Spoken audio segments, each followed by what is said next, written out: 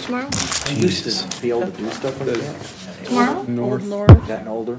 Good evening. The time is 6:30, and I would like to call this regular session of Chardon City Council to order. Please join me in the Pledge of Allegiance.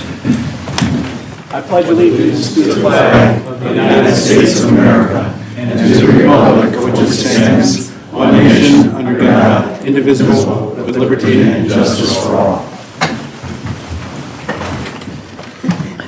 Thank you. Amy, please call the roll. Mr. Blackley? Here. Mrs. Chuha? Here. Mr. Graw? Here. Mr. Lelko? Here. Mr. Martin? Here. Ms. Means? Here. Mr. Molesky? Here. Thank you. Before we move on to agenda item number 4, I would like to hold a moment of silence for Chuck Straczynski, the Chardon Township trustee that we lost in the last 2 weeks, I believe, yes, somewhere around there. And I met Chuck quite a few times. He was a dedicated civil servant, really enjoyed being a township trustee. One of his most notable accomplishments was really getting the Chardon Township Community Park field up and running. And he leaves behind 4 children, a few whom still live in the area. I think some of them are out of state. But, what's that? He was one of my scouts. He's one of your scouts. So Chuck was a valued member of the greater Chardon community, and our hearts and prayers go out to his family for his loss. Debbie, you knew him a little more. Did you want to say anything? That he was a lifelong area resident and Chardon graduate of 1987. And with your comment about the Chardon Township Park, he and his crew donated their labor for the pavilion out there. So, yes, but he had a great personality. He was an all-around good guy, and he enjoyed life. He was a proud father. Also a big fan of Godzilla and King Kong, if you've read the obits in the paper and certain writings about him. So, very cool guy. And so let's just take a moment of silence. Thank you.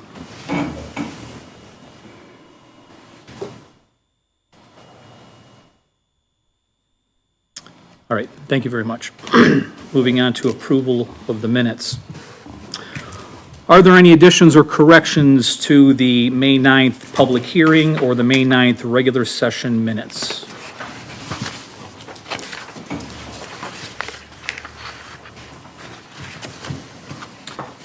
Is there a motion to approve the minutes as presented? So moved. Second. Moved and seconded. Further discussion? Call the question. Mr. Blackley? Yes. Mrs. Chuha? Yes. Mr. Graw? Yes. Mr. Lelko? Yes. Mr. Martin? Yes. Ms. Means? Yes. Mr. Molesky? Yes. Thank you. Moving on to agenda item number 5. We have a resolution of appreciation for Chardon Tomorrow. Amy, would you please read it in its entirety? A resolution of appreciation. Whereas on November 25th, 2009, Chardon Tomorrow was formed. And whereas preserving and enhancing the character of Chardon by encouraging investment, fostering a sense of community, and developing partnerships with community stakeholders to create a more vibrant and sustainable quality of life became their mission. And whereas in 2015, Chardon Tomorrow joined the Heritage Ohio Main Street program, which works with communities across the state to revitalize their historic or commercial areas. And whereas Chardon Tomorrow drew from Main Street's knowledge base in its efforts to improve economic development, strengthen public participation, and make Chardon a fun place to live, work, and visit. And whereas Chardon Tomorrow implemented impactful programs including Winterfest, Brewfest, and a Buy Local campaign, and work collaboratively with other Chardon-based nonprofits on numerous other endeavors. And whereas Chardon Tomorrow worked to give the community the needed tools to generate ideas for planning and revitalizing the historic Chardon area, including the vision plan for Chardon Square. Now therefore be it resolved by the Council of the City of Chardon, State of Ohio, that Section 1, the Council of the City of Chardon personally and collectively and on behalf of the government and the residents of the city, expresses its deep appreciation and thanks to the members of Chardon Tomorrow for their service to the community. Section 2. The mayor of the city of Chardon shall present the original of this resolution. Is there a motion to read this by title only for the second and third time? Second. Discussion? Call the question. Mrs. Chuha? Yes. Mr. Grau? Yes. Mr. Lelko? Yes. Mr. Martin? Yes. Ms. Means? Yes. Mr. Molesky? Yes. Mr. Blackley? Yes. Motion carries. Number and read it, please. Resolution number 8-24, a resolution of appreciation. Resolution number 8-24, a resolution of appreciation. Is there a motion for the adoption of resolution number 8-24? So moved. Second. Moved and seconded. Discussion? Chardon Tomorrow certainly has done many things that I know Andy and Dave and a few other folks associated closely with the city have participated in. And some of those provisions are going to carry over forever because of what took place. And you need to be really recognized for being a leader in the community and for what the organization did. And I know Andy probably has some more, maybe Dave. Yeah, well, I was one of the founding members, and I have to give a nod to our city manager at the time. It was the assistant city manager, Randy Sharp, was instrumental in organizing Chardon Tomorrow, and we thank him for that. Yes, as you say, we did, I think the organization was a 501(c) that did struggle at times to be viable, just because it's difficult to raise money and keep people employed. But despite all those things, we managed to do that for quite some time and produce, I think, many meaningful products for the city of Chardon that I hope will endure well into the future. It was all about preserving the character of Chardon, and as it says in the resolution, to make it a fun and enjoyable place to live, work, and thrive. One of the main things that was accomplished was the vision for the east side of the square. And I think, Madeline, you'll correct me if I'm wrong, but I think what really hurt us at the end was the COVID. When that hit, things shut down, as we all know, and it was just coming back, just didn't happen. So we lost all that. We lost the momentum, we lost the volunteers, the funding. So that's the reason where we are today. But I will tell you that that group of people, the most fun group of people to work with, besides this group, of course, but just a real enjoyable group of people who just wanted to make the city better. And they came from all walks of life, and it was just a really enjoyable group, and we hope we can still tap some of them for some stuff down the line. If we need some help on some stuff, they seem to be a group that's willing to jump in and help. Well stated. Randy Calder. Just to give a little more history, Councilman Blackley mentioned that it was a while ago. Actually, the city first considered joining a Main Street program in 2004, but it wasn't until November of 2008 that a group of councilmen and staff went down to Kent to learn more about what Main Street program was about and to try to see if the city wanted to do that. And the city did join as a network member first, which was kind of just a peripheral membership that you get to take training and get some of the technical information. And then put a nominating committee together in 2009, and it was Todd Donnelly, Ellen Andre, Mike Ostovic, and Dave Hottenstein. Their first board members, some of the names you'll remember, some have been gone for a little while. Leslie Bednar, Andy Blackley, Bill Cox, Kathy Hostetler, Pat Martin, Thomas Michael, Greg Plebowski, Maureen Pross, Tad Roediger, myself, Steve Turpin, and Ted Theophrastus. So going back to that group of folks a little while ago now that started it. And part of the rationale was to help the city meet its goals. I mean, you know, we have our comprehensive plan, you know, we have all our goals written out in there. There's the one goal that often speaks to Chardon Tomorrow and their mission, which was the city has and still has, is to preserve and reinforce Chardon Square as the city's real and emotional center and focus of the community's identity including historic character, traditional seat of city and county government, viable Main Street businesses, and surrounding housing, which is what that group continued to focus on and always tried to preserve and grow, not keep the historic essence of our town, but grow the businesses in the community and all the things that we do here that make Chardon just a wonderful place. And they worked on it for a very long time. One thing that wasn't mentioned was the ER committee did the shop local, the buy local, but also had a retail program, retail grant program that the city adopted then for many years too, probably at least a decade. So there was lots of things that came out of all the minds and the groups that were working on it as volunteers. Thanks for that extra information. Anybody else? Well, That was good. All right, if there's no one else, could you call the question, please? Mr. Groff? Yes. Mr. Loco? Yes. Mr. Martin? Yes. Ms. Means? Yes. Mr. Molesky? Yes. Mr. Blackley? Yes. Mrs. Chuha? Yes.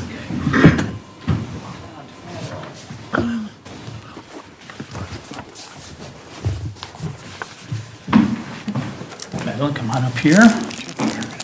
Thank you for your leadership in our community. Here's your resolution. Okay. And you want to say anything before we? Oh, I just wanted to thank you all for the honor. It's a great honor. And I know I was in at the tail end after a lot of the big things were done, but we did keep trying to maintain it with bikes and hikes, which kind of helped bring the new bike trail to everyone, and that we felt was very successful. And we even gave away a couple of good bikes. And the Hungry for History, I'm excited about this because it's going to continue with Chardon Square. So we're going to keep our history thing going in the future. But anyway, thank you very much for the honor. It's really great. You very much deserve it. Thank you.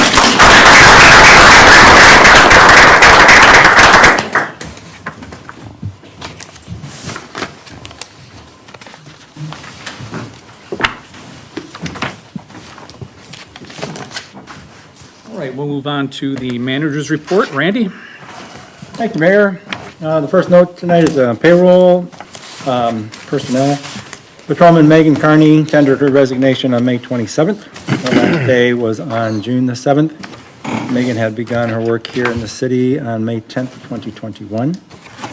Second note is regarding the openings that we do have in the police department. The Civil Service Commission met on May 28th to match the identities of the original appointment candidates to the frontline national test scores in order to create an eligibility list for original appointment. So we have a list that we can go through and then choose those candidates for someone to take the positions that are open. The background checks are underway for some of these candidates right now, so we're looking to fill those open positions. The bid opening for the 2024 street maintenance program happened on May 22nd. We did receive 6 bids. The engineer's estimate for that project was $233,975. And there is an engineer recommendation tonight in the legislation to award the contract to Roniak Paving in the amount of $187,525, which is 19.9% under the estimate. Before I go into the Public Works project update, I'd like to call on Paul to let council know about a inspection that we just had. It's an EPA triennial compliance evaluation inspection. Of course, it's the TCEI inspection of the wastewater treatment plant. Thanks, Randy. As Randy mentioned, on May 23rd, Joe Clear, Brian Kish, John Knapp, George Cresho, Frank Taylor, and myself met with representatives from the Twinsburg office of the Ohio EPA for our triannual inspection. That inspection does come every 3 years at a minimum, but could also come at any particular time that they wanted to stop by. Fortunately, our facility is not problematic, and that does not happen. During the course of this inspection, which took about 3.5 hours, we reviewed aspects of the wastewater treatment plant, all aspects of the wastewater treatment plant, on a tour led by Joe Clear, which any of you are invited to take if you haven't done so already. And then Brian Kish, who is our lab technician, right? I always get it wrong. There's an analyst and a technician. He runs our lab, and he gave a tour and answered questions on what we do as far as testing is concerned in the lab. It was a very positive report. We had no violations, and there was only a few minor recommendations for slight improvements. So I don't anticipate any surprise inspections, but never say never. So staff did a great job. The guys were on their A game, and they should be very proud of the presentation that they provided. Thank you. How much notice do they give you before they do that? Like I said, they could. This time around? This time around, we knew, it was a newer lead for EPA. Erin Garrett, it was the first time we had met her. And typically, they come out with a seasoned individual. Dean, who was with her, has 32 years in with the EPA. So it's kind of, she's taking over the territory. On this particular one, we had some time. And we're in contact with them, so, even if it's not really a surprise, so. A quick update on the pump filtration buildings murals. Today, there was folks out there putting on the primer, got the different coats on. From city staff, we had Mike Butt, Brody Betts, Mark Bertone, and Gio Sindelar. And we had about 6 Rotarians kind of all working together. All 3 sides have been primed and are ready for Elliot to start painting the murals. The one is kind of a tannish brownish color, and the other 2 are blue. The ones that have the railroads on them, so that would be the north side and then the west side. I really want to thank Paul for calling me and saying, Randy, you can't be rolling all this. You're going to have all these people out there trying to roll the paint. You need to get a sprayer. And it was phenomenal the way the sprayer worked, and it worked real well and was very fast, and it looks good. So thank you for that. So that is moving forward. As a thank you to our staff and towards the stated goal of trying to have employee retention, I'd like to ask council consideration to give staff the day off on the 5th of July, which is a Friday, after the July 4th. To see if you'd like to consider that. You need a motion for that? We We need to were- make a motion? I'll make the motion. I'll second that. Further discussion? Call the question, please. Mr. Lowcoat? Yes. Mr. Martin? Yes. Ms. Mees? Yes. Mr. Molesky? Yes. Mr. Blackley? Yes. Mrs. Chuha? Mr. Grau? Yes. Thank you very much, appreciate it. Staff does a great job, and I'm sure they'll be very thrilled to know that they get Thursday, Friday, Saturday, Sunday. It'd be great for them to have a nice long weekend. Thank you on behalf of all of our staff. Of course, 24/7 folks are still be here working like usual. Moving on to the Public Works project update, the 2024 asphalt resurfacing of Chardon Windsor Road from Grant Street to 608. The Geauga County did have their bid opening on the 30th of May. Roniak Paving Incorporated was the apparent low bidder, and it is anticipated that construction will start in August. That's just that little bit of road going out of town that we're part of. The Center Street sanitary improvement, sanitary main work is complete, and they've been working on the laterals. Project should be wrapped up here by the end of this month, the end of June. I'm sure you've been up and down there, and you can tell there's been work on. The sidewalk maintenance and catch basin program project is completed, and we're just waiting for the final paperwork to get submitted, and that'll wrap that up. And then the last project listed is the Colonial Park Lift Station improvements. Grade Line Construction Incorporated had the lowest and best quote, and a pre-con will be held with them in July. So that project will get done as well shortly thereafter. And I also want to add that the second annual Employee Service Recognition Breakfast was held yesterday. We had, I think, about 15 employees attend. And Amy and Heidi did a wonderful job getting it set up, and the mayor did a fantastic job welcoming everybody and talking with everybody and handing out the awards. So I think it went well. That was a good event. Enjoyed that. Anything else, Randy? That's it tonight. Just a note, I was on a walk today, walked down by the pool, and it was packed. Pool's in full swing, so it was really good to see. Okay, are there any questions for Randy? I have a question, but I think it's more for Steve. I'd like Steve to address the process that we go through to have lawns cut. We all know what Rite Aid looked like, the Rite Aid property a week or two ago. And Peter's here, who is actually involved with that. I just want everyone to understand what the process is and why it takes so long in some cases to get some action done. It's not that we're falling asleep at the switch, it's just that that's the process we have to go through. So I asked Steve if you'll just quickly review that for everybody. Yeah, so basically, Peter, he's the one who's in charge of most of grass. I just sign a few letters through the process. So he really is the one who does all the hard work on it. Basically, he kind of has the town broken up into quadrants. He goes around and inspects for long grass. The standard in the city of Chardon is 6 inches. So at 6 inches, it's not deemed in violation until 6 inches. So at that point, if we're just below the 6 inches and we go around town, and it could be a couple days later before we would get back, would add some days there. But at that point, there's a warning letter that is generated. And that warning letter goes out, and they have there's 7 days. At the end of the 7 days, there's no penalty on a warning letter. Every property in town, per the direction of council years ago, every property will get 1 warning letter per year. So no matter if it's a business or if it's a residence. So if they do it on a Monday, we have to give them all the way through the next Monday to cut the grass, which then means on Tuesday, Peter goes out again, takes pictures, and if they haven't mowed, they go into what we call violation mode.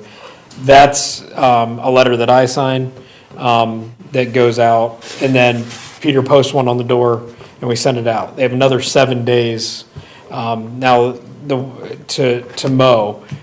Same thing, that would be Tuesday to Tuesday, then a Wednesday. Now, where it gets weird is if you have holidays fall in there or weekends, you can add, sometimes, depending on the time of year, you can add almost an entire extra week in there. But once we cut a property, like for CVS, or not CVS, sorry, Rite Aid, we cut Rite Aid, so now they've basically been deemed a nuisance for the whole year. So if it gets to 6 inches again, we can just send the mowing crew back out. We don't have to go through that process every time. For anybody who got a warning letter and cut, the next time in the year that they don't, they go straight to a violation letter. So it shortens up the time frame. So that being said, with that, I think Peter sent out about 112, 115 grass violations this year. That's different properties at different times. And I think right now we have maybe 4 or 5 that we're actively mowing. And I think there's 2 or 3 that are active probably. So. And Steve, when we mow them, how do we recoup the costs? So we go through Mapledale and Escape Design, and they mow at $65 an hour.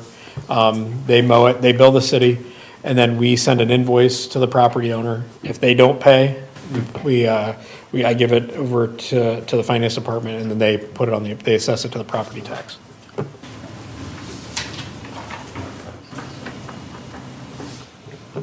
Anything else, Dave? Nope. All right.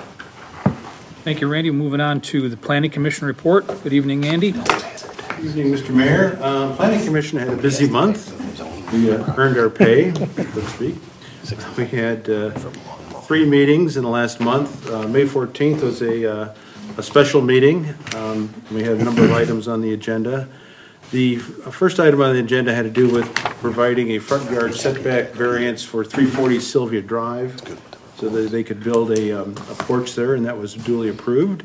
The second item on our agenda that evening had to do with the relocation and new message boards at the middle school and the high school for Chardon School District, and those were approved.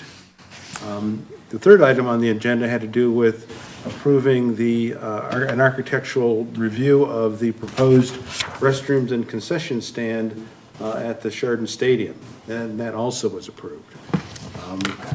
Under the old business that evening, we had to deal with the proposed bus garage on Washington Street. And that really took up the bulk of the time with the commission that evening. We had a long-ranging discussion, and it boiled down to that the commission was, still had questions and concerns about the landscape plan that was provided. We did not have a photometric plan. A photometric plan is a plan that shows how the light intensity is distributed across the site, and our regulations require that it cannot be spilled, kind of too much light spilling off site. That was not provided with the review, and they did not have a traffic impact study. So for those reasons, that item was then tabled for the evening, and it was then it would be considered again on the May 28th regular meeting. So unfortunately, the traffic impact study was not ready for May 28th, so the bus garage was tabled once again. Under new business that evening, we had a couple of things. One was to grant a use variance for 208 North Hampden Street, and this is, I think it'd be the second house on the south side of North Hampden as you're heading to the east. Some of you may know this is an older home that had been a group home. The second floor was for residential use, but the ground floor was not, so we approved the ground floor to be used for residential use. And we had some questions to the applicant about the use of the driveway and the parking lot, and they're going to be providing easements for that purpose. Steve, have you received any? They did, and actually Doug approved them today. So they're good to go. Very good. The other item on the agenda which is actually on our agenda this evening is we reviewed the dedication plan for the Frontier Land Group for the first phase of the Maple Trace planned residential development. And that'll be, when we reviewed that, and that was duly approved, or I should say recommended for approval this evening, so that is on one of the items on the agenda.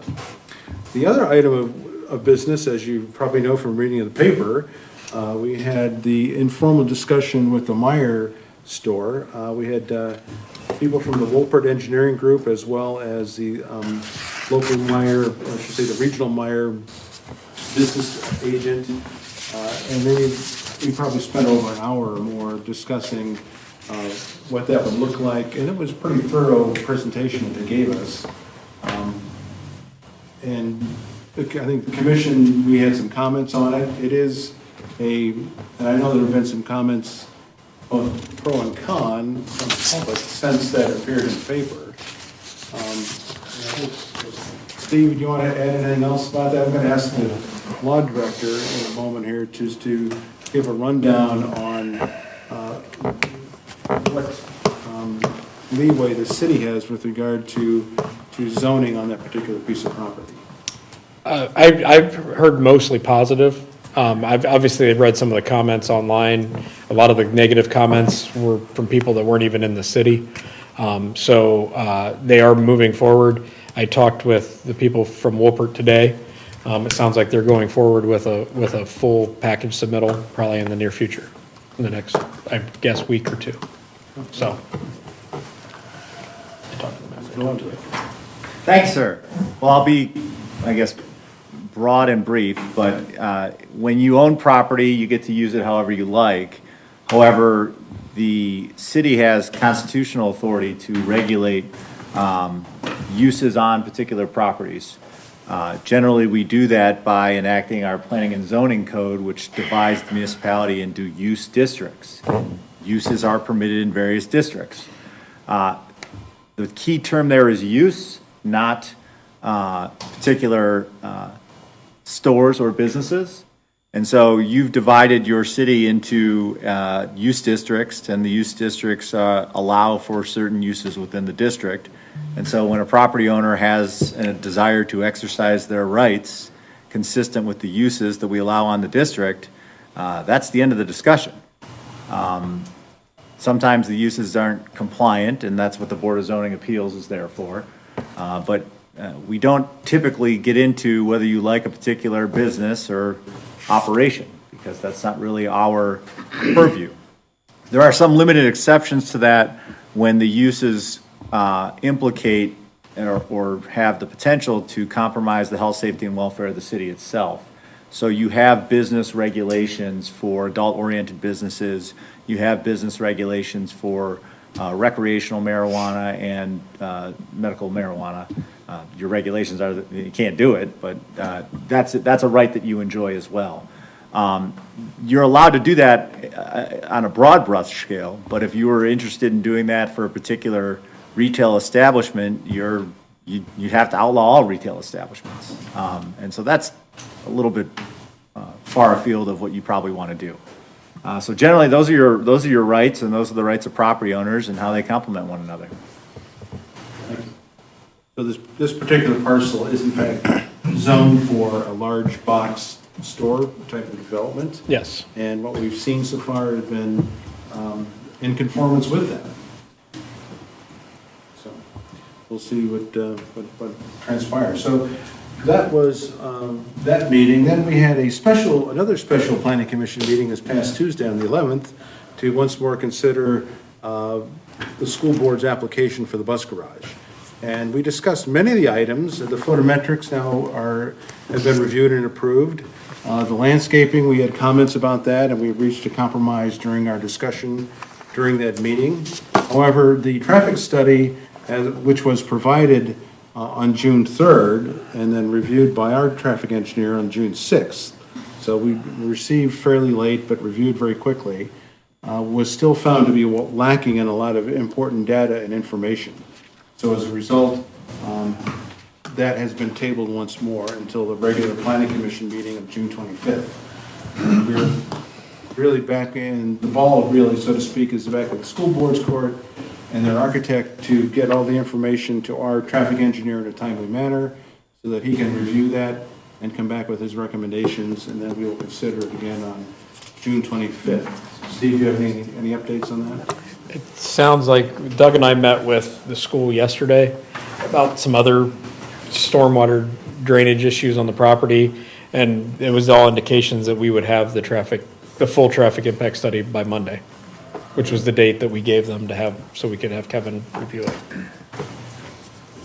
So, and the traffic impact study is very important because as we know, even the way the traffic situation there is now on North Street, especially North and Fifth Avenue at certain times of the day, it's very difficult to move through that, and it, frankly, it's not going to get any better moving buses through there.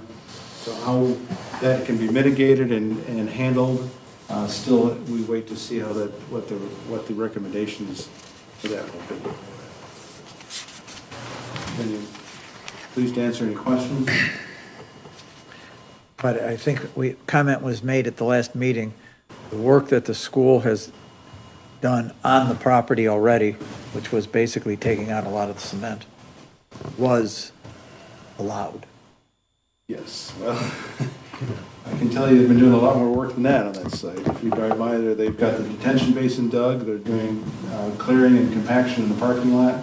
So I think the city, has been pretty lenient about letting them proceed with that degree of grading and site work. But it is strictly at their risk at this point. I mean, they had a sheep's foot roller on the parking lot yesterday. So we're not really holding them up. Thank you, Andy, and thank you for engaging Ben on the topic of use, on land use, because I'm speaking for myself, but the number of of questions I've had from residents on particularly Myers. The issue involved, why did we reach out to Myers to get them here? And my brief explanation was, that was not on us. We do employ retail strategies to bring in other businesses, but Myers wasn't part of that group. That was independent to the landowners. And as long as they fall into place on all the regulations that we have and the correct use, then we don't really have the ability to deny them. And I think Ben stated that very eloquently, and I appreciate that. So the other item that was in today's paper has to do with Chipotle coming to town. Are they going to be coming to the planning commission for architectural review? Yes. So we don't have much to say. There's no modification of the site as far as I know. They're taking a couple parking stalls out to put in a patio, but other than that, it's all aesthetic. They're just reusing the existing building and Yeah, changing it from a Burger King type building to their prototype. Yeah, Resurfacing the parking lot and. Oh, good. yeah. It'll look like a new site when it's done, but the bones of what's out there is all going to stay. Steve, is the cut through gonna go away? No, it'll still be Still there. have that? It'll still be there. That surprises me. I don't know that they can cut it off. I think there's an access, Okay. some sort of access there to that property behind it. Will they maintain the drive-through? So Chipotle doesn't necessarily do a drive-through, they do a pickup window. So, basically you do a call-ahead order and then they run people through. But they don't have like a standard like Burger King, McDonald's type drive-through where you pull up, place an order, then go around. It's much more efficient. It's all online ordering. Any other questions For burritos. for Steve or Andy or Doug? No. Thanks for the update. Moving on to council committee reports, Parks and Rec. Deb and Kyle? I get this month. Okay. Thank you, Mayor. The Park and Rec Board met on May 21st, and we welcomed Mike Downs, the newly appointed member to the board. The Youth Softball League has started, and there's a group that's running the concession stand again this year. As the mayor commented, the pool is opened on May 25th, and it's been well maintained. I mean, not maintained, but attended, yes, used. The first concert was on Friday night, and so those will be ongoing for the rest of the summer. Day camp registration was at 36 as of that time for session 1, 22 for session 2, and 20 for session 3. Our next meeting is going to be July 30th at the Chalet. Do you have anything to add, Mr. Martin? No, the interpretive signs for the trail are still waiting on those, but Yes. hopefully soon those will be up. But the trail is looking very nice as well. I've been using that, so. Very good. Are there any questions for Debbie or Kyle? Thank you. We're moving on to agenda item number 9, hearing of persons before council. We have no one scheduled. So we'll move on to general public. If there's anyone here from the general public that would like to comment, this is the time to do that. Bill, nothing? We talked before the meeting. Means we're doing good. Okay, we're going to move on then. Oh, Wait, right here. I have a question. come on up, sir. Come on up here to the podium. Identify yourself and. My name is Richard Gar. My wife and I live at 329 Chardon Avenue. The question I have is about the fireworks. Is Chardon going to contribute to the fireworks again this year? It's a good question, and the answer is yes, we are. What's in flux, Richard, is where the fireworks are taking place. This is some of the fireworks that I found in my yard this past week. Last year, my entire yard was inundated with pieces of fireworks. I brought some of them to Mr. Sharp, who saw them, and some of them were as big as baseballs.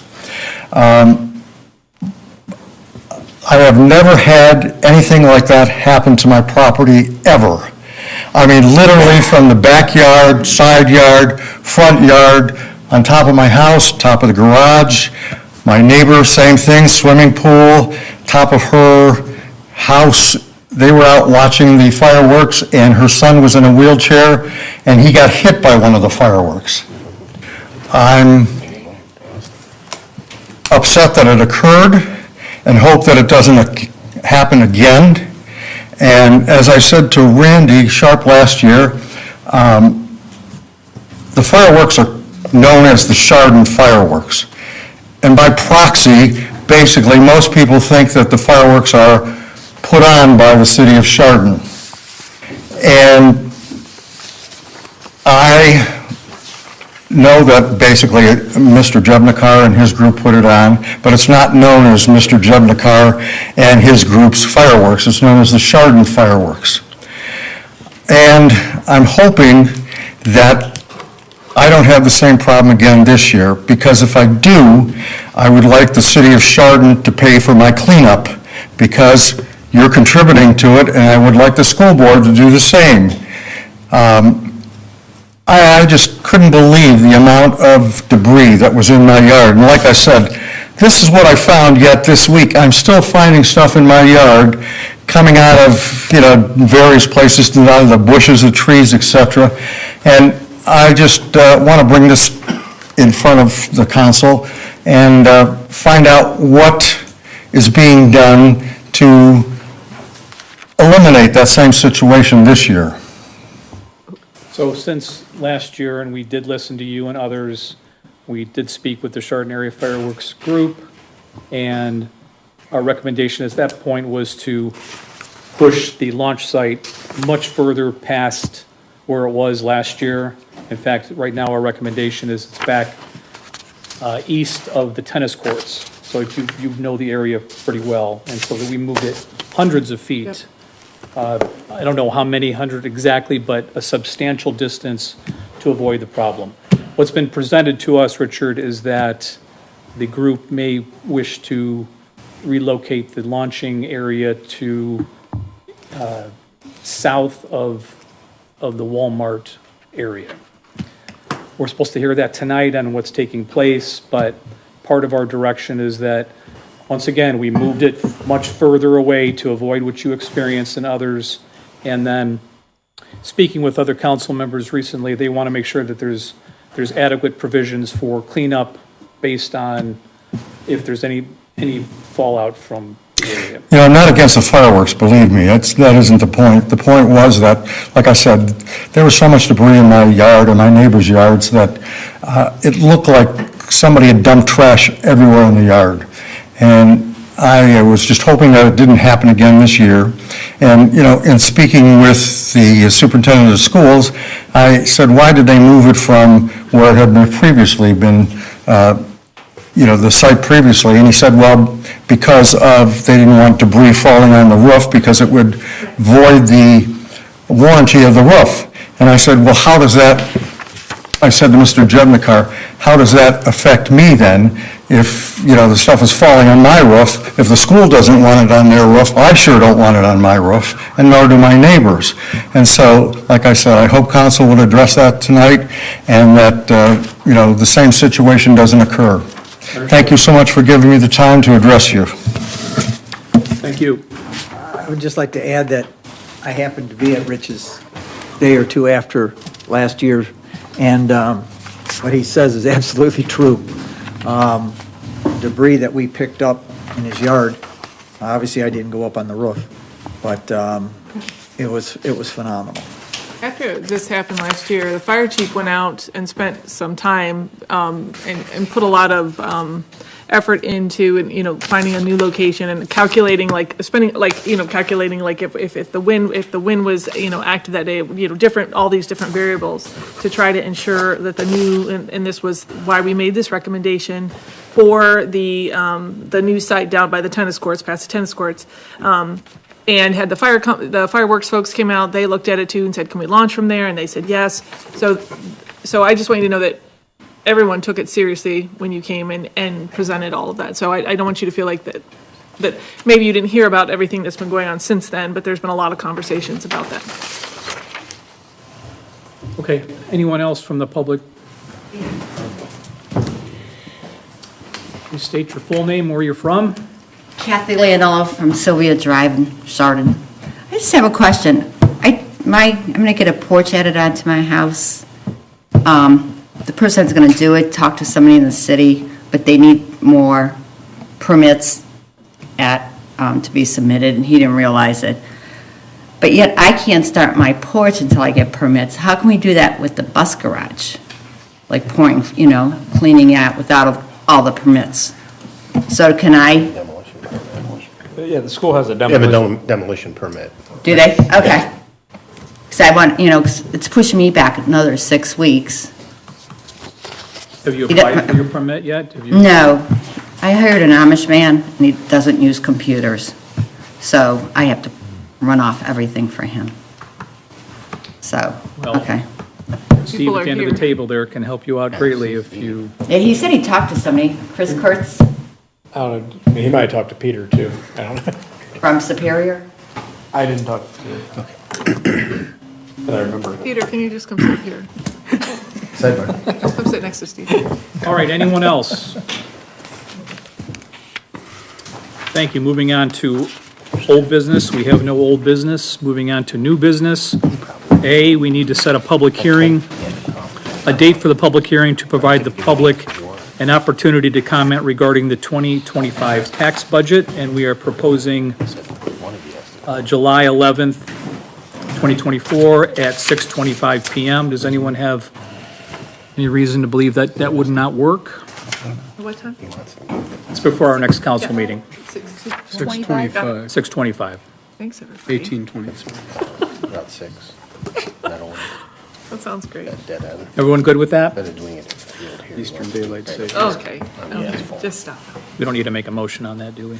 I said, No, okay. if they do approve it. Moving on to B, consider designating clerk of council to attend public records training on behalf of council. This would be Amy. Amy, why don't you describe that briefly? Business there in 2 years. I don't know. Councilors, you probably know elected officials are required by Ohio Revised Code to attend a 3-hour training once during your term, or you may designate someone to attend in your place. So if you are interested, I can attend a training at the end of June for you if you'd like. I just need a motion to So moved. designate.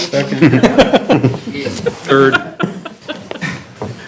Moved and seconded. Further discussion? Call the question.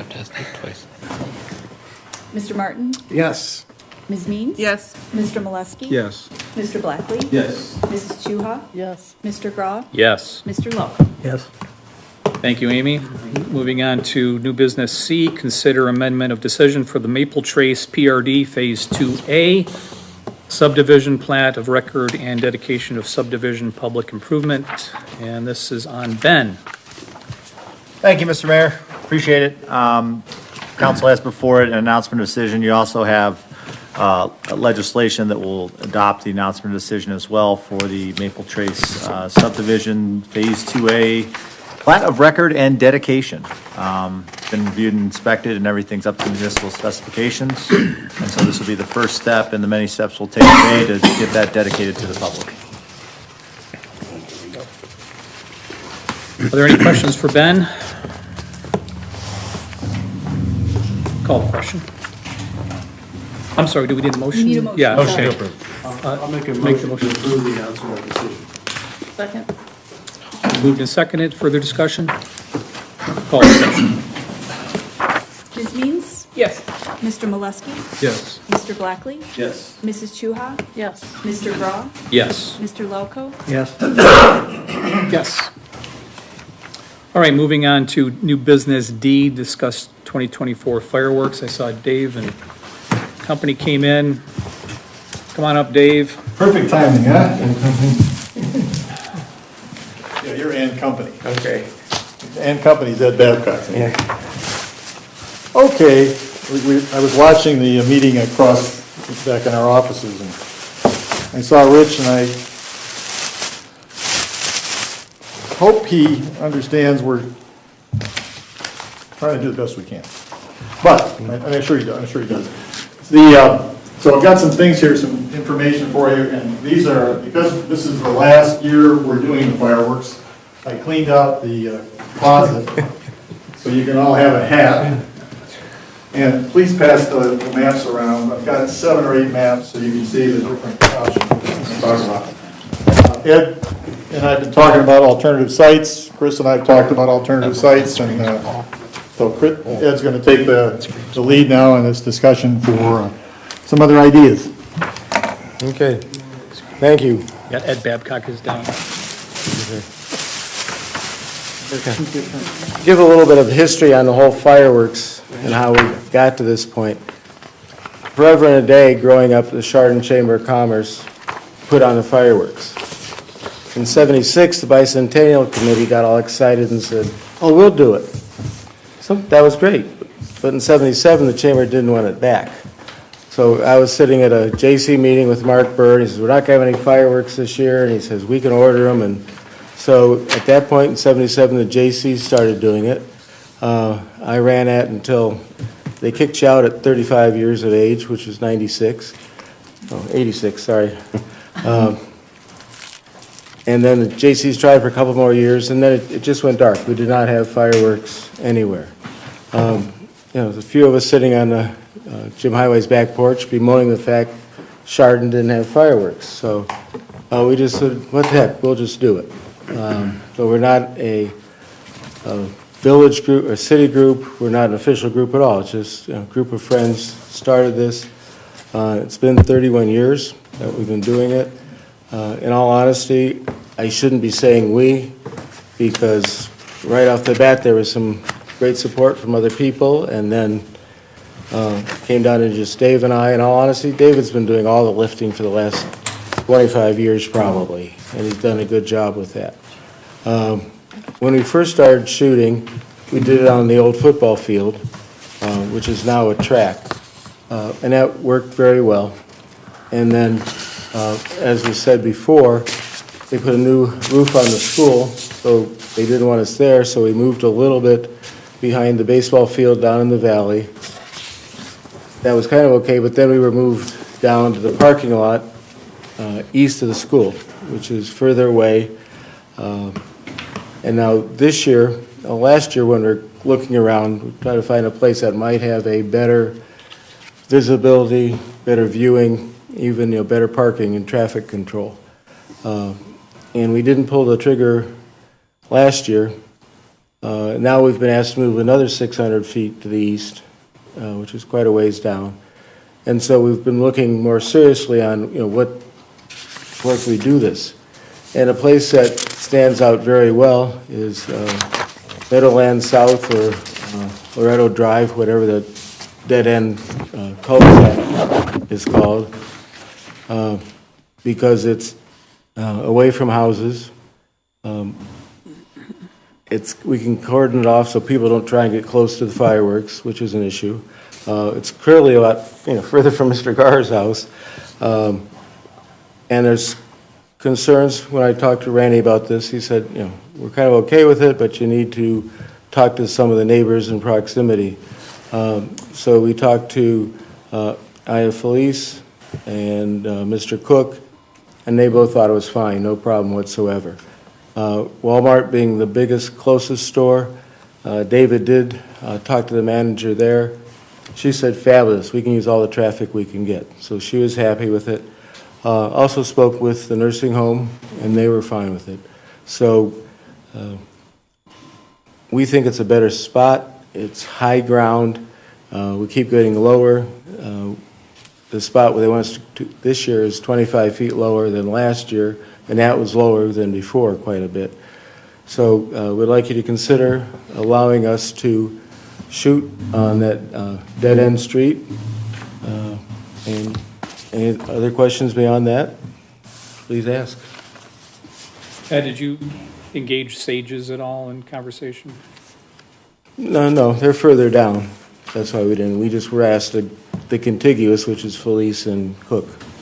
And when you said you've had verbal conversations with Rollin and with Felice Yes. and I talked- Walmart. Yeah. Any signed documents that they're on board with this direction? No, I spoke with Cookie. You spoke with Felice and Walmart. No, he just laughed and said, of course, he can do it. Are those the apartments over there, are those the same, the owners of the property, the apartment properties too? Different owners. No, They're different owners? The Yeah. Meadowlands townhouses? Yeah, that's not called that anymore. I think those just change hands. I think I understand that Gene and Liz sold them, and I don't know who has them now. I'm sorry to be a stick in the mud, and it's not really related to the topic, but the hats, the ethics laws prohibit you guys from using authority. You can't receive a thing of value when you're exercising your authority or influence. And so Go back. I think since you are going to be exercising, or you're about to exercise some discretion, I know there's a de minimis exception that might probably apply here, but since we are having the conversation and there does appear to be a back and forth, it's safer for you guys not to get your hats. Sorry. I'm sorry. I know, I'm so sorry. Just sitting over there, and it's been bugging him for like the last 5 minutes, so good for you, Ben, for speaking up, sharing your feelings. I'm pleased he says there's value to I'll bring them. him back in August. So the question though, so we haven't talked to everybody, you haven't talked to everybody. I mean, there are apartments, there are people living there who are gonna be impacted by the fireworks very closely, right? And I would have done that. In fact, Chris and I discussed it, and the 3 elements that we were asked to check, we checked. I took upon myself to talk to the nursing home. That's as far as we went. If the discussion had been, call the apartment people, and somebody thought of it, we would have done that too. We didn't think of it, Chris didn't think of it, it just didn't happen. So for the 30-some years that we've done this historically, we never went to anybody on Chardon Avenue and said, hey, we're going to do the fireworks. And then they were moved down the other direction, which affected Mr. Gar. We were not instructed to talk to anybody then. So we've talked to the people, and we're glad to talk to some others. And with where you're considering, you're gonna be back in trees? Have you contacted the fire department? Yes. So a few years ago, when we met to find, when we had it, the school was actually putting the roof on, and we met with Dave and talked about some alternative locations. This was an alternative location that we threw out. The development had put in, Laredo Way was put in, and we offered the end of Laredo Way, which was Rollin Cook's property, which is grass. It was not chosen at that time. This was a couple of years ago. It's a viable option. It's high ground, as the gentlemen say. The question now this year is the fireworks company would prefer to do it, or somebody would prefer to do it off asphalt. I'm not 100% keen on blowing off X amount of fireworks off relatively brand-new asphalt and wonder why the grass area is no good any longer. It's a wide open area. We maintain it. It has not been mowed in the last month or so, but that can easily be mowed prior to the 4th or the date that the fireworks are scheduled to go off. I defer to Doug as to his thoughts on a multitude of fireworks on uncovered asphalt. Yeah, that was my, before you brought that up, it was on my mind where exactly they were gonna be launched from. And I The asked, recommendation Paul was and I to be discussed off this the a little pavement. bit. He said, let's come to the meeting and talk about it. If we can if that field can be mowed somehow. Absolutely. And that's not a deal breaker. I mean, it's it's easily traversed with vehicles. I can have it mowed a couple times prior to the event, and there is no obstructions there. I would only ask at that point, maybe touch base with the church. What's the church off Wilson Mills there? Chardon. Yeah, not that anybody is lives there or anything along those lines, but that's the closest building. Would this be, what you're proposing, is this city property? Yeah, we have the right of way where the road would go, so, but again, they've spoken to the two property owners and they have no problem, so even if they were off of the right of way slightly, there should not be an issue. It's lawn area. What's the distance between 6 and launch site then? Over 1,000 feet. 1,700 feet. It's 1,500 feet. So that's, There would be That's no a- impact on traffic on 6 traveling at the same time? No. All we'd have to do is shut down the right of way, which is a dead end anyhow. So this would be one time only because that property's getting developed, so. and this- we're running a zero budget this year. The goal is we will have no, I usually have a carryover.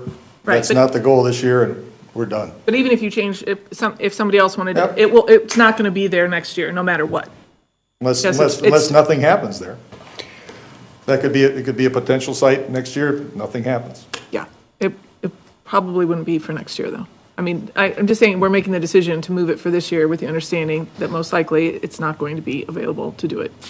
It could be that because just how things are, that this isn't gonna happen anymore, because of site issues. It could very well happen. But it could still be done where it's been done, or the new proposed location. I mean, so it still could be done there. You don't want to do it there. It's almost out of Chardon, it's so far east. Right. And the elevation is an issue. It's an, It takes away from the, it's a whole kettle, I mean, it's another 700 feet from the parking lot. It's an elevation issue. We have questions about visibility outside of the immediate area, and folks don't come to the show like they used to, even if we have the parking lot back. They just don't. They go to Heinen's, and they're up at Home Depot, and they're up on the square. I mean, King Cone will probably be a great visibility location for the show if it's shot east of the tennis courts. wastewater treatment plant. Paul, or anybody, is there any debris from if we shoot off, the second site here that we're talking about on Laredo Drive? Debris. There's always debris at, I'll call it ground zero. Right. And we clean that up with the football team. The company itself cleans up to some extent, and then we have the football team clean that area up, and we try to have the football team go around and clean up neighborhoods, et cetera, if we know about it. Right. And Paul, you don't have any concerns on debris in that? Not necessarily. It's mostly wooded and lawn, and the area in question for the Meyer store will eventually, it's paper products and the like. So on a finished lawn, not good. In a wooded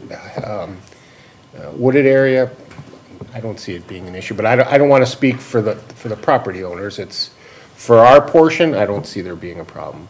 Do we need to get something in writing from the property owners, Ben? From the city perspective, Well, we're not engaging in the activity. We would want to be additionally insured. Certainly, we would want to be additionally insured by whatever entity is hosting the fireworks. That's being done. What's that? That's always been done. Yep. But the risk of a hypothetical trespass would be on the entity engaging in the activity. Chief Nias, what about crowd control or traffic control? Do you see any issues? So, any concerns I'd have related to that, Councilman, would be related to traffic parking, trying to park on Route 6 to watch the fireworks or on Meadowlands Drive. I think we could probably accomplish enforcement of that by having officers making sure that cars don't start parking. I think if we push the shoot site a little bit further back on that roadway, so that it's not immediately visible where they're coming from the roadway, that might help with that. I know I talked to Mr. Babcock a little bit about that, because in Menor, they do have problems on Route 2 with traffic stopping because the fireworks are going off. So I think because it's a short time frame between now and the fireworks, I'm concerned about it, but I'm not concerned enough that I'd say it's a showstopper. As far as traffic coming in, the other thing that I think would happen is you'll have folks looking for available places to watch the fireworks, which could be the apartments, it could be the nursing home areas, the businesses off of Fifth Avenue extension there. And yes, we could end up with some of that. You might get some complaints from some of the business folks, but if people leave messes and so forth like that. As far as ingress and egress, I'm not as concerned about that. We have the traffic lights on both ends of Meadowlands that we can take control of to help push traffic out after the show. So I actually think that from a traffic control standpoint, that may even be easier than the former site. So, if that answers your question. Yeah, I don't imagine there'll be much pedestrian traffic as it was previously. Probably not, no. Are you looking at the 3rd or the 5th? 6th. 6th, a Saturday? We have a rain date of the 7th. I can take the blame for that. 30-some years ago, when I was pricing this, they said you get a lot better price if you don't shoot on the 4th. And we never shot on the 4th because of that. That's right. There is no lawn then for people to come out and throw a blanket down and, correct, is that? And if they do decide to go up to like the apartment area, because there's some lawn there, then are we enforcing, are folks trespassing by walking over there and throwing down a? Potentially, yes. So that would be, we should have talked about the apartments, but they need to be brought in, because that would be the most available option for. Well, people would probably just assume that they could. Bridgewater, they've actually, in the past, I don't know if they do it now, but they used to, I think they hired an off-duty policeman. Yeah. And didn't let people in and out. Correct. That's a little more controlled, frankly. It's a one-point entrance as opposed to the apartments. Right. Right. Oh, you're saying like tenants would have to prove that they live there so they could come in and. If the apartments so chose, I think the challenge there is that if people started doing that and we don't catch it right away, then you've got them there, and then you got to extricate them. I think part of that could be managed if the apartments expresses ahead of time that they don't want people there. Potentially they could put some type of signage up ahead of time, which would be helpful to us. But then we'd have to have people to make sure that whether it's their volunteers or the officers that are working, making sure that people don't light there. So you'd have to have, so the apartments would have to have something regulating like who could park there because of the tenants. And then we were saying that also for the land. Right. They would have, so. Same thing goes with the nursing home on the other side of the street, because that's an open area there too. So maybe either one of them might embrace having people there, but that's an unknown. If the launch site was at the end of Loretto Way, would that at all be close to Roland Cook's proposed phase that he's going to do? No, phase one of that development's on the other side of the stream, the ravine. Yes, you can see the ravine here, and it's to the left of it. Yeah, so Cook's is, phase one is the other side of the ravine. Wouldn't necessarily be impacted, even if they were there, just be closer because of the debris. Are you talking about this year or in the future? Future. Oh. Yeah, I don't. We own that easement. No, My concern is the future, if this is the last year that the 501c3 is going to put it on, if the city said that they may consider continuing it, then I wouldn't like to see it bounced around from one location to the next location to another location, if that's going to be the case. So I was trying to think, would this location even work for the next 3, 4, 5 years? With a gas station, yeah. Yeah. There's going to be a gas station there whenever that gas station built, and they probably wouldn't want it being in close proximity. We might be able to push it back even farther. Buildings here and then because we do have that roadway that goes all the way over to Wilson Mills, but I think the perfect spot is on top of the fire station, but New roof. we did that in 2012, it was wonderful, but it really isn't a perfect spot, it's the way it is. Ed, you said that, Meadowlands sold, so Youngs don't own it No. anymore? And then there's that empty field next to it. Who owns that? Any idea? Looked at that stuff. There's an 18-acre lot, parcel immediately south of Walmart, behind the apartments and behind the bank. That's owned by some RCG Ventures out of Atlanta, and I couldn't get them to call me back. Liz and Gene Young still, or Center Six, actually still own there's 5 acres right at the corner, would be the Okay. northwest corner of that intersection. They still own that. I think part of that's that big mound of dirt, you know. I think that's what they still own. Okay, thank you.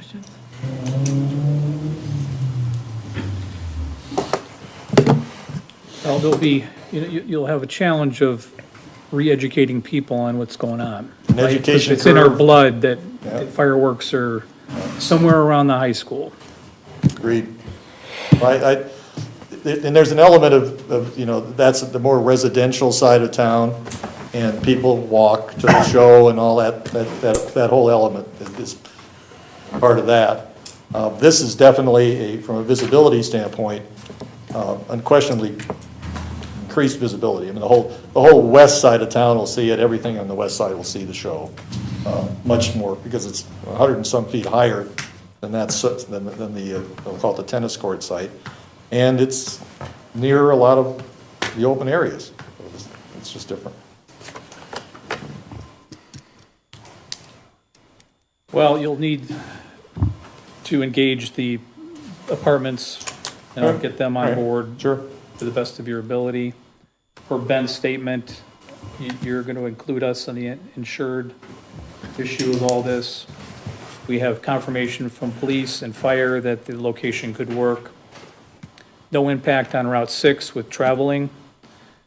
Correct, Chief? We do not see an impact on. As long as we can keep traffic flowing.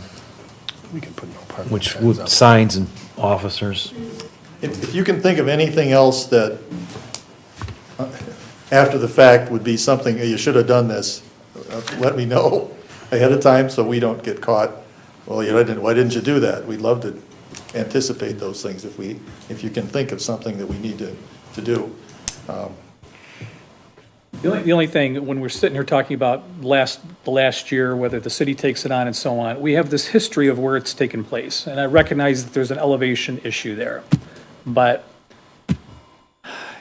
and I know it's difficult to judge the launch, a shell goes up. Yeah, Is it 500 feet? Is it 700 feet? The shell range is 210 to 350, depending on the size of the shell and how much break there is, they call it. It's a 210 to 3, and the shell sizes are 3-inch to 5-inch shells. And it's 70 feet per inch of shell for safety. So we really, 350 to 400 feet is all this distance you need for this shell. And as you can see, well, one of these drawings, something you've seen before, we're over 600 feet away from the site when we're in the student parking lot. I don't think you have this drawing, but this is the one but it's 700 feet from the student parking lot. So way over the safety requirements. So visibility is your primary reason for relocation, correct? Right. Yes. But when I weigh that against the history that you just presented and the hundreds and hundreds of people that will stream down from As I said, their homes, this is. I agree, the neighborhood aspect of it is. It's a different experience. It's a different experience, and so there's a little less elevation, but I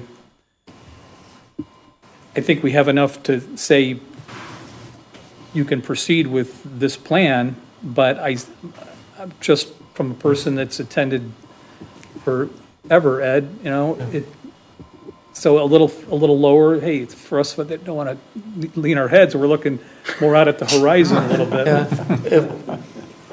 You're saying a little bit of difference, but if the shell goes to 210 and we're 100 feet lower than where we've shot them in the past, that's half the height. 100 feet long. Just say, you're gonna have all these people like, and they're just gonna be able to be parked in their cars and kids aren't gonna be running around the field and all that kind of stuff. So that's what you're looking at the small town USA kind of experience that people are not gonna have. It is completely different. I don't dispute the elevation issue, I think. I don't, but you're, Sorry. you both know that people would come down 2 hours before launch time, just to sit on the garage in front of the high school with their coolers. There's something about that. To some extent, we were talking about this earlier, the Booster Club used to make money selling food to that crowd that came early. That crowd doesn't come as early as it used to. It's more of they're having their own picnic, they're in their yard, it's time to go to the fireworks, and they come down. We see the crowd really start to mushroom at 7:45 for a 10 o'clock show. It's before that, it's not really much there.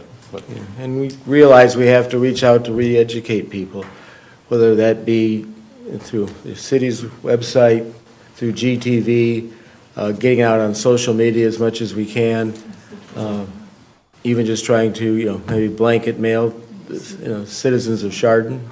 Somebody from Mentor may come and go to the wrong place, but if we can make sure our own people know. The tennis court site, as Chris said, we have some people, the food truck type of thing comes there, but that wouldn't work out there unless somebody wanted to go to put a food truck at Walmart. I know we're not going to get into that. That part of it's missing too. We can do music, some music down in that area. We wouldn't do anything out there. In fact, when talking to the fireworks guy, I said, how do we let people know that the show's going to start? He says, we'll set up a shell every 15 minutes starting at 9 o'clock, just sort of warm up the facts that that's where the show is. But it's back to that education thing. It's a big change. So you're thinking of a 20, 30-minute show? We can make it an hour and a half if they shoot slowly, but it's usually 20 minutes. Being later like this, I thought maybe they'd have leftovers that we could use. You would think with this education aspect to this that those dates, it's too soon, that you might want to push this thing back farther into July? We want to keep it around the holiday, and I don't think an extra 2 weeks would make a difference. We have to mobilize the education quickly. That is a challenge, one way or the other. Well, I think we've gone over the pros and cons enough. I mean, some other things may come up, but Paul, Chief, you have both given this your A-OK with, I know the additional planning is required. Dave's going to reach out to the apartment owners, make sure that they're on board. I know, Dave, you said you spoke with the manager of Walmart, whether, do they have the capacity to, as the manager of the local store, to say, yeah, this is a go without gaining approval from someone more regionally? I don't know, but. Her name is Yvonne Krasanowski. It's worse than Jevnikar. Yvonne Krasanowski. She's the person who said fabulous. So you said he needs to engage the apartment folks, and if they're like, no, we don't want this, then what? I believe the only thing that they could say is if they're not, they don't want people parking or on the lawn for whatever reason. Then it's their responsibility. Chief, I guess we'd have to do something relative to that. And is that on the property owners to put up their own signage, or would we? Yeah, Bridgewater, I don't think it, for their, also the apartments across, the condos across the street, they would put signs up, and they took that upon themselves, but they both, tackled that. I would think that probably for the apartments at the least, they would need to sign their parking area. But I think if they don't want people on the property itself, it's helpful if they were to post it. Or if they don't, and they share that they wish that the folks doing the fireworks are going to post it, that, you know, that should probably be done, excuse me. Can I ask for a sense of council? Can I ask, is that non-binding sense of council, something? Any for opinions? Everybody's Well, my sense is we're losing a location that's cemented in history. And I, for myself, can give up a little elevation, but we haven't ruled out going in your direction. Just seems that we're jumping over more hurdles than is necessary. I didn't realize that we had moved it 600 feet back from the launch sites, which would elevate Richard, your house would not be in play at that point. Yes, it's windy. The closest houses on that radius are the ones off of, is it Canfield Extension? Is that what that's called?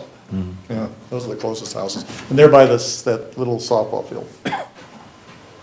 But they're still 650 feet away.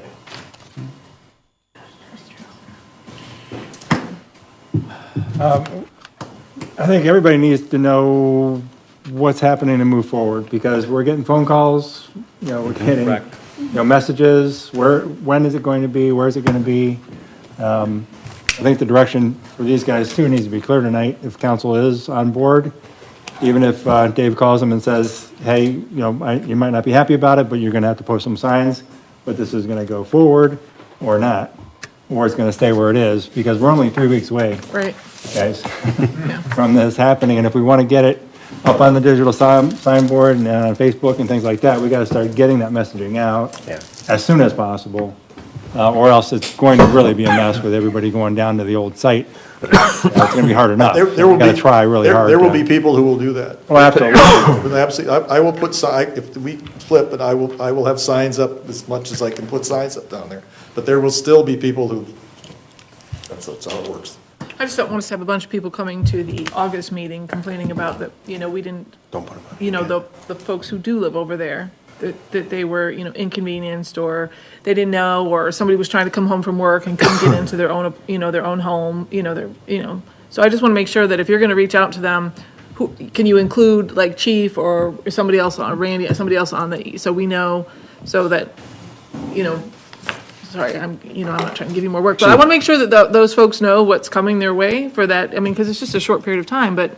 Becky's been fielding a lot of the calls, so I would include her in your communications if you Yeah.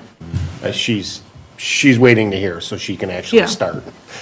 Yeah, no, I'm just specifically talking about them, because they're the only ones who don't know that that's coming their way. Again, I've asked this, maybe they don't want to answer. Is there a sense of preference from council? The preference we have is we're trying to avoid trouble. And, as Richard stated, people think it's the city of Chardon's event. So we're just being ultra careful on where it is. I've already stated that my preference would be to maintain it where it has been, even with the additional 600-foot extension and a loss of elevation. But if council is in favor of providing you with the ability to move it to the new location, I haven't heard anything that would rule that out. Is anyone opposed or in favor of it? Vote. Not in favor necessarily, but you're a volunteer group who works really hard to put it on. My preference would also be to leave it where it's at, but you're the ones doing all the work. So as long as. It's actually easier there than there. That's why I said not in favor for it, but I'm not going to vote against it if that's the way council wants to go. Are there any other comments, or we'll take this to a vote? Yeah, I think it'll Go be a ahead, lot Dan. easier to view there. There's a lot more parking around there. I do understand the nostalgic piece, but if you look at all the plazas around, I don't even have to leave the house, I'll be able to see them right out. So, but, there's gonna be a lot of the gridlock that we normally enjoy, or however you want to describe it, will be a lot different because there's a lot more ways to get in and out over there as well, because you have a multitude of streets there. So, I think I understand the historic nostalgic, but I've played tennis with my son back in there recently with the foliage on, the tree cover, it's gonna be hard to see because that's really down in there. As you drive down in there, and to the point, 100 feet loss of height, I mean, there's people the square will not be able to see it anymore, so if people are used to going up to the square to see it, or, some of these other places, they're not gonna see it. If they do behind the tennis courts. Yeah, the only remedy for that would be bigger, larger shells, given the That's a lot distance more that's money. possible, but that is more money. Yeah. Right. And you get less show for the same amount, our budget's 15,000. So that's, X number of shells, right? Okay, any other comments? Is there a motion to authorize the Chardon area fireworks to relocate to the proposed location close to Loretto Drive for a launch site? Second? Moved and seconded, further discussion? Call the question. Mr. Molesky? Yes. Mr. Blackley? Yes. Mrs. Shuha? Yes. Mr. Groff? Yes. Mr. Loco? Yes. Mr. Martin? Yes. Ms. Means? Yes. Okay, Thank you, gentlemen. thanks, guys. Thank you. Always a delight. Yep. And I concur with Randy's comment about it'd be nice if we don't jump this thing around, but, now that we're gonna try that, we'll see how it goes. And if next year we decide to continue, we may decide to go somewhere else and make. We'll have to. Yeah. That's all. Chris, I totally understand, we always went there. But on the other hand, I still miss Rickard's Donuts. Dave, Understood. Dave, are you taking that? Thanks for coming in, Ed. Well, they're not voting, they can keep Even these guys? So I did exactly what. They got these fast. What am I gonna do with these? How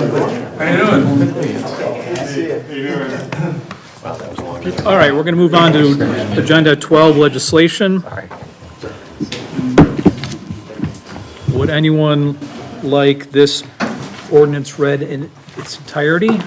Hearing none? An ordinance accepting certain public improvements dedicated by FLG Chardon LLC for public use, authorizing the recording of a dedication plat and declaring an emergency. Is there a motion to read this by title only for the second and third time? Second. Moved and seconded, further discussion? Call the question. Mr. Blackley? Yes. Mrs. Shuha? Yes. Mr. Groff? Yes. Mr. Loco? yes. Mr. Martin? Yes. Ms. Means? Yes. Mr. Molesky? Yes. Motion carries. Number and read it, please. Ordinance number 3276, an ordinance accepting certain public improvements dedicated by FLG Chardon LLC for public use, authorizing the recording of a dedication plat and declaring an emergency. Ordinance number 3276, an ordinance accepting certain public improvements dedicated by FLG Chardon LLC for public use, authorizing the recording of a dedication plat and declaring an emergency. Is there a motion for the adoption of ordinance number 3276? So moved. Second. Moved and seconded, discussion? Ben? Thank you, Mr. Mayor. This is the second piece in your process. Effectively, you are accepting certain public improvements dedicated by FLG for public use, authorizing the recording of the dedication plat. All of the materials have been approved and are sufficient to municipal specifications. So if you vote on this, the announcement decision becomes effective and the legislation takes effect. Are there any questions for Ben? Call the question. Mrs. Chuha? Yes. Mr. Groff? Mr. Loco? Yes. Mr. Martin? Yes. Ms. Means? Yes. Mr. Molesky? Yes. Mr. Blackley? Thank you. Moving on to legislation B. Would anyone like this ordinance read in its entirety? Hearing none? An ordinance authorizing the city manager to enter into a contract agreement with Roniak Paving Incorporated for 2024 street maintenance and repair and declaring an emergency. Is there a motion to read this by title only for the second and third time? So moved. Second. Moving to second to discussion? Call the question. Mr. Groff? Yes. Mr. Lelko? Yes. Mr. Martin? Yes. Ms. Means? Yes. Mr. Molesky? Yes. Mr. Blackley? Yes. Mrs. Chuha? Motion carries. Number and read it, please. Ordinance number 3277, an ordinance authorizing the city manager to enter into a contract agreement with Roniak Paving Incorporated for 2024 street maintenance and repair and declaring an emergency. Ordinance number 3277, an ordinance authorizing the city manager to enter into a contract agreement with Roniak Paving Incorporated for 2024 street maintenance and repair and declaring an emergency. Is there a motion for the adoption of ordinance number 32-77? So moved. Second. Moved and seconded. Discussion? Doug? Yes. Thank you. As has been mentioned, we received 6 bids on May 22nd for the work. Got very good numbers from just about everybody. 5 of the bids were below the estimate, 1 above. And Roniak Paving is the low bidder. Their bid is responsive to the bid requirements. We're recommending approval to Roniak. Their days to complete are incredible. Their days to complete are incredible. And I called them after I read over their bid, and they said that's what that's what it'll take them to get the work done. So it's 5 days. Oh, okay. So That could be. I left it in as 5 because that's how they bid it, but, there's gonna be a little bit of time on the tail end, I think, just for wrap up yeah. So they're saying that 5 days over the course of maybe a month. I think basically, once they mobilize to the site, it'll take them 5 days. We're doing phase 1 of Hidden Glen, so that's Hidden Glen Trail, the first phase, and then Bentwood Court. And then there's some repair work along Wilson Mills and down on Goodrich. Okay. So it's not a massive amount of work. Got it. So if they brought 2 crews in, 1 in Hidden Glen and 1 on Wilson Mills, yeah, I can see them getting it done in 5 days. Doug, how are asphalt prices compared to years previous? Well, we got very good asphalt numbers compared to the last couple of years. I was anticipating asphalt numbers in the 130 to 140 range. We're in the 100 to 120 range with a lot of these bids. However, we've opened bids in other communities this year where asphalt prices were more in the 130 to 135 range. So I think it kind of depends how bad contractor wants the job. And they are local. They are, yeah.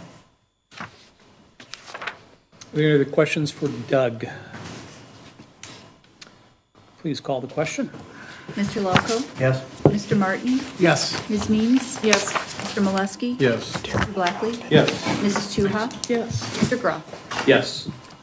Legislation C, would anyone like this resolution read in its entirety? Hearing none. A resolution requesting a certificate of need from the Geauga County Auditor and declaring an emergency. Is there a motion to read this by title only for the second and third time? Second? Seconded. Discussion? Call the question. Mr. Martin? Yes. Ms. Means? Yes. Mr. Molesky? Yes. Mr. Blackley? Yes. Mrs. Chuha? Yes. Mr. Groff? Yes. Mr. Lelko? Yes. Motion carries. Resolution carries. Motion carries. Number and read it, please. Resolution number 9-24, a resolution requesting a certificate of need from the Geauga County Auditor and declaring an emergency. Resolution number 9-24, a resolution requesting a certificate of need from the Geauga County Auditor and declaring an emergency. Is there a motion for the adoption of resolution number 9-24? So moved. Second. Moved and seconded. Further discussion. Ben? Thank you, Mr. Mayor. So you passed similar legislation last month, which is going to, the first in a 2-step process to put the tax levy for fire purposes on the ballot. Working with the county auditor, they identified the need to be more precise with some of the language we've used. So Finance Director and I worked with them and with help from the team over there and help with the Assistant County Prosecutor. you've got this additional piece of legislation that clarifies everything and makes certain that we take that first step to get on the ballot. I know Councilman Chuha asked me about whether we needed to go back to Finance Committee to clarify anything, but are we in good shape without having to do that? We are in good shape. Okay. Thank you. Any other questions for Ben? Call the question. Ms. Mees? Yes. Mr. Molesky? Yes. Mr. Blackley? Yes. Mrs. Chuha? Yes. Mr. Grom? Yes. Mr. Loco? Yes. Mr. Martin? Yes. Moving on to agenda item number 13, review of expenditures. Debbie? Yes, Mr. Martin and I reviewed the expenditures and everything was in order. Good, thank you. Agenda item number 14, executive session. We do have need of executive session for conferences with an attorney for the public body concerning disputes involving the public body that are the subject of pending or imminent court action. Into executive session, I would like to invite Amy Day, Clerk of Council, Randy Sharp, City Manager, Steve Yaney, Community Development Administrator, and Ben Ternacki, the Law Director. Is there a motion to go into executive session? Moved and seconded. Further discussion? Call the question. Mr. Molesky? Yes. Mr. Blackley? Yes. Mrs. Chuha? Yes. Mr. Broad? Yes. Mr. Loco? Mr. Martin? Yes. Ms. Mees? Yes. Thank you. It is 8:05 and we are in executive session.